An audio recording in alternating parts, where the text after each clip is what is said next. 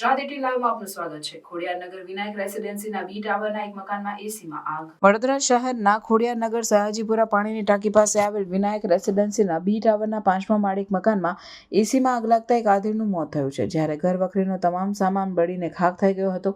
બનાવને પગલે fire brigade અને પોલીસે ઘટનાસ્થળે પહોંચી મૃતદેહને પીએમ અર્થે ખસેડી આગળની કાર્યવાહી હાથ ધરી છે।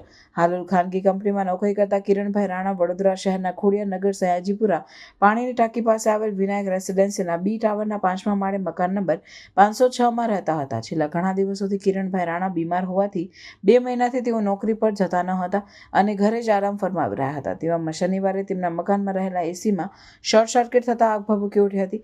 આગે વિકરાળ સ્વરૂપ ધારણ કરતા સમગ્ર ઘરમાં આગ ફેલાઈ ગઈ હતી, જેના કારણે કિરણભાઈ રાણા ગંભીર રીતે દાઝી ગયા હતા। મકાનમાંથી ધુમાડાના ગોટે ગોટા નીકળતા જોઈ સ્થાનિક લોકો દ્વારા ફાયર બ્રિગેડને જાણ કરવામાં આવી। ફાયર બ્રિગેડના જવાનો ઘટનાસ્થળે પહોંચતા કિરણભાઈ રાણાને સળગી ગયેલી હાલતમાં મૃતદેહ જોવા મળ્યો। બનાવની જાણ પોલીસને કરવામાં આવતા સ્થાનિક પોલીસ પણ ઘટનાસ્થળે દોડી આવી। ફાયર બ્રિગેડના જવાનોએ આગ પર કાબૂ મેળવ્યો, જ્યારે પોલીસે મૃતદેહને પોસ્ટમોર્ટમ અર્થે ખસેડી આગળની કાર્યવાહી હાથ ધરી છે। વિનાયક રેસિડેન્સી છે, બી ટાવર 506 નંબરમાં આગ લાગેલ છે। શું ઘટના બની હતી, તમને કઈ રીતે જાણ થઈ અને કોણે કોલ કર્યો?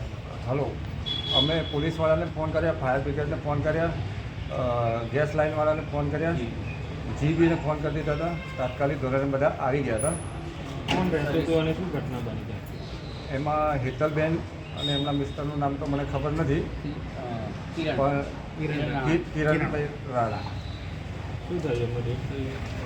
એમનું ડેથ થઈ ગયું છે। જે આ ઘટના બની કયા વિસ્તારમાં બની હતી? કેટલા વાગ્યાનો બનાવો છે? સવારે 8:30 9ની વાત કરે, 8:30